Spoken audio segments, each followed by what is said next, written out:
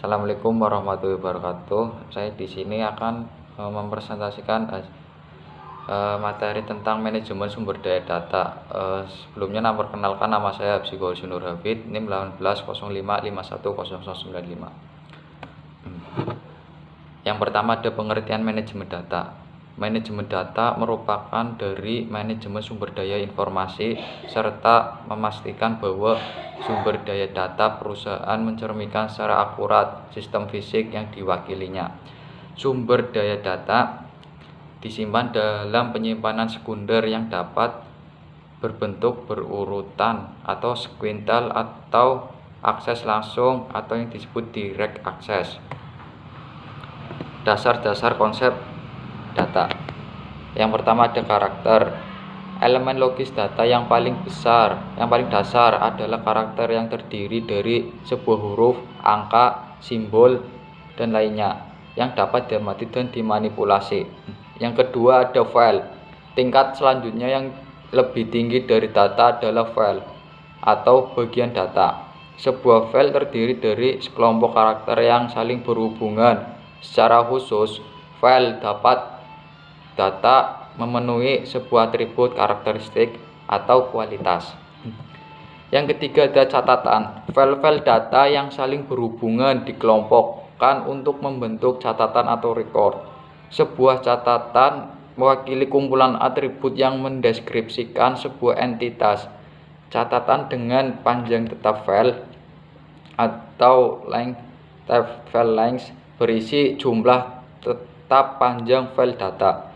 Catatan dengan panjang bervariasi atau variable length berisi beragam file dan panjang file.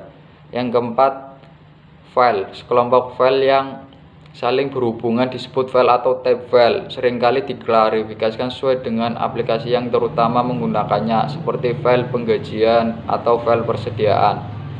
Dan yang kelima ada database. Database adalah kumpulan terintegrasi dari elemen data yang secara logika saling berhubungan. Database mengkonsolidasi catatan yang dahulu disimpan dalam file-file terpisah ke dalam satu gabungan umum.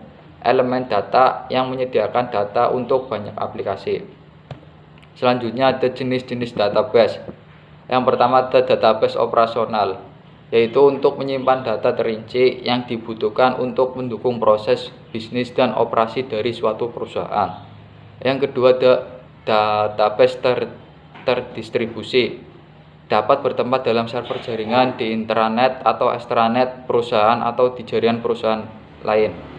Yang ketiga dapat berupa kopi dari database operasional atau analisis. Database hipermedia atau diskusi, memastikan bahwa data dalam database terdistribusi sebuah organisasi secara konsisten.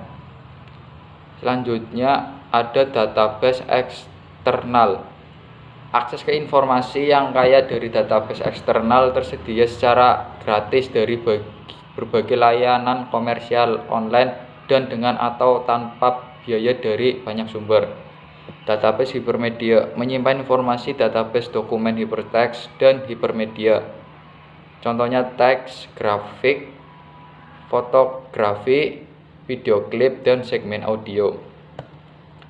Selanjutnya mengelola sumber daya data. Yang pertama ada pengumpulan data, yang kedua integritas pengujian, yang ketiga penyimpanan, yang keempat keamanan, yang kelima pemeliharaan, yang keenam organisasi, yang ketujuh pengambilan, dan yang kedelapan pengumpulan data. Sekian presentasi dari saya. Wassalamualaikum warahmatullahi wabarakatuh.